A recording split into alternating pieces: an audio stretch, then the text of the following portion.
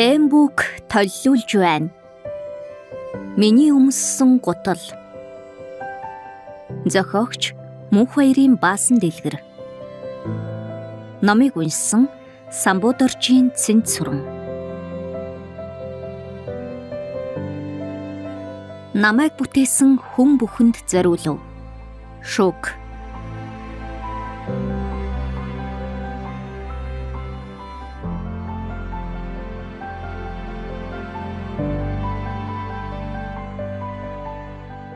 Өмсдөг хайр.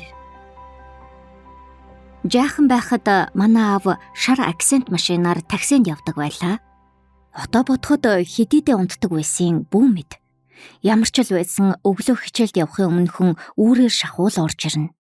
Нэг удаа миний өвлийн гутал багтчихв.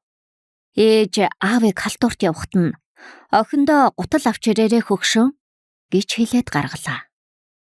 Би ч бүр догтолчихсон. Өдөржин бодогдоод оройжин хүлээч эхлэв.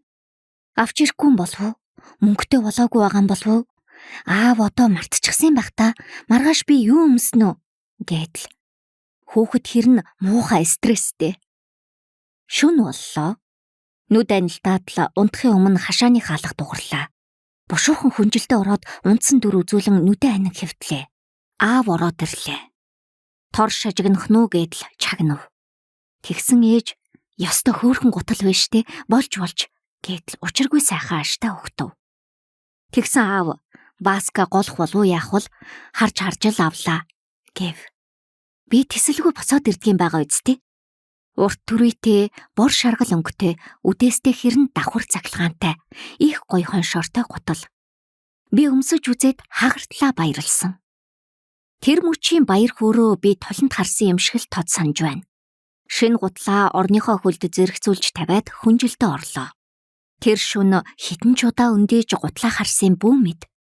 Бишингийн нүхээр гэрэлтэх галын цогт тооноор орж ирэх шөнийн гэгэнд гутал минь гэрэлтээд л байсан. Хичээлдээ шинэ гутлаа өмсөж явна гэхээр нойр хөрөхгүй хөрвөөсөөр үүр цайлгсан миний хүүхэд нас. Өнөөдрийг хүртэл би тийм загварлаг дулаахан гутал авч үзээгүй. Миний өмссөн хамгийн үнэтэй бас ганган гутал.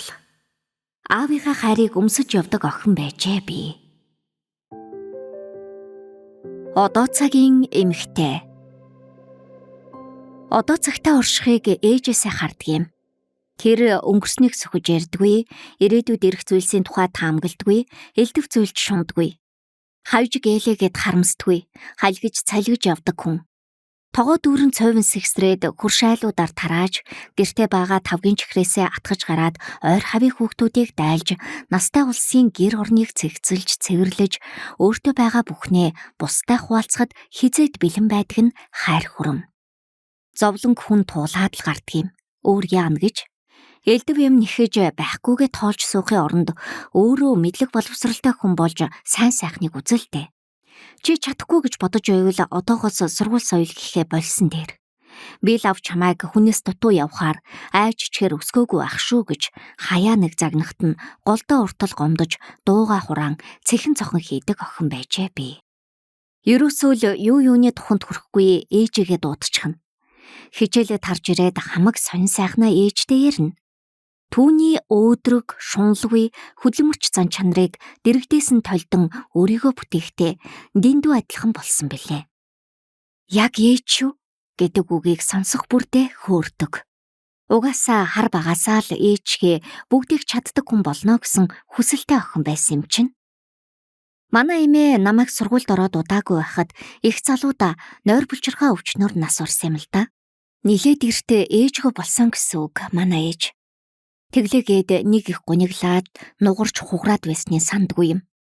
Ээжийн атман зангал саннуу гэхээс уйлаад сууж байхын бараг хараагүй юм билээ л те.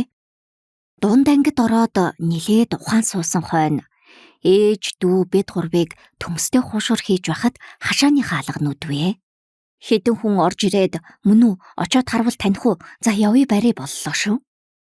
Багад ээж гэрээс гарна гэхээр л хоолоо зангираад л дотор харанхуйлаад явчихна.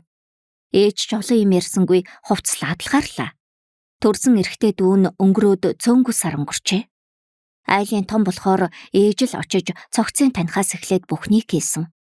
Тухайн үед ч ээж минь элдв янз болж онцгой ааш авир гаргаагүй. Ахлах ангид ороод санаандгүй ээжээсээ сонсов. Миний дээр нэг ах байсан. Гадаа тоглоод сууж байхад нь том тэрэг дайрчихсан гин. Дайрсан хүн яасан бэ гэвээс хөөрхий настай ах яахаа мэдэхгүй байсан болохоор тэгсийгээд л өнгөрсөн гэж хариулав. Тэр үедээ халамцуу байсан тул гурвалжин дөрвөлжин бөөрөнхий зураад ахыгаа хараарай ч үлээ нэг тиймэрхүү зүйл яриад уйлж байсан. Түүнээс хойш одоо хүртэл дахиж сөхөөгүй. Ажил хийж олсон цалингаараа 2 охиноо гангалаад л бид гуравт амттай хоол хийж өгөөд л хашаага цэвэрлэн хогоо ачуулаад л ёстой нэг гялалзуулдаг ээж минь. Аглах сургуулиа төгсөх жилийн 9 сарын 1-ний өдөр өвөөгийн бие муудлаа. Сахалтай сайхан өвөө минь хөнгөн шингэн урт цагаан сахалтай. Өглөө босохгүй байвал 10 бетонтой ус цацсан шүү гэж тоглодог хайртай өвөө минь тэр сартаа өнгөрчихсөн. Ээжийн дараагийн уй гашуу. Тэгээд л дүү бит хоёр ч том болж бие даасан. Аав хөдөө ээлжийн ажилтай, ээж гэртээ ганцаараа элдвийг бодож сэтгэл нь өвдөж эхэлсэн байх. Гутрах цаашаал цаг үе өнгөрсөн юм шиг байгаа юм. Ганцаардсан ч байх. Энэ бүхнийг би дэрэгдээс нь харж бүгдийг мэдэх хатлаа ээжигээ нэг ч удаа өрөвдөөгүй өдий хүрсэн байгаа юм да. Охин үрээ ойлгосонгүй гэж загнаж элдв ааш цан гаргаж байснаас ээжийн сэтгэлд ямар олон шарх байгаа билээ дээ гэж бодох ухаан хүрээгүй. Өөрөө ажил нь бүтээд хайртай хүнийхээ дэргэд санаа намруутаа ээжигээ ч бас жаргахыг шаардсан адгийн тэнэг. Намайг санаа амар байлга, би 50 баймаар байна. Би гэж сохорсон хатуу сэтгэлдэн. Зөвхөн өөрийгөө бодож бачимдаад байгаа юм. Хэрвээ би аав, ээж, дүү, хүүгээ алдсан бол ард нь ээжгээ шүд зүүн зүтгээд үлдэж чадах байсан болов уу? Ээж минь их өвдсөн байхаа. Нүдийг харахаар л өр өвддөг юм. Тэгсэн ч тулсан газар ээжигээ буруутгаж загнадаг хэвээрээ л дээ. Сүүлийн үед би ээжигээ уул эмхтэй гэж төсөөлдөг болсон.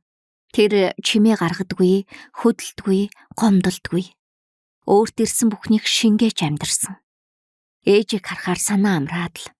Ээжтэйгээ ярихаар уулын орой дээр салхи хамссан мэт болоод л. Үргэлж түшигтэй, гихтээ чимээгүй. Ээжт нь хэцүү байна гэд хэлчихдэггүй. Өөрөө өөртөө хань болоод л. Түүний хажуугаар бид машин тайж өнгөрөөд, алхаж зөрөөд, зугтаж ч алхасаад л. Сүүлийн үед жаахан ухаан ороод өөрчлөгдөх гэж хичээж л байна. Угаас би үр хүүхэд нь байж түүнээс ам асуух хэрэгтэй ч биш дээ. Тушааж хүснээрээ байлгах албагүй. Хийж болох цорын ганц үйлдэл нь ямар ч шалтгаан нөхцөл шаардахгүй хайрлах. Ухаан санаагаа захирч дийлэлгүй таныг гомдоож зовоодогт уучлаарай. Үүнийг ээж минь битгий л уншаасай. Нулимс нь аягандаа дүүрээд ирвэл аргадах учраа олохгүй шүү дээ. Чөрөнхий бор охин нь. Нүднийхэн доор татсан гүн үрчлээг нэ. Амьдрсных нь улмөр гэмээр энэ үрчлээ цахилгаан шатны толонд тод харагдахыг яана. Инээд хөөртэй үед чимэг шиг, дотор бачимдсан үед гуниг шиг. Угаас зогсоож чадахгүй хойно яаж ч үрчлээдсэн яах вэ? Аз жаргалтай үед тодордог нь л олон байгаасай.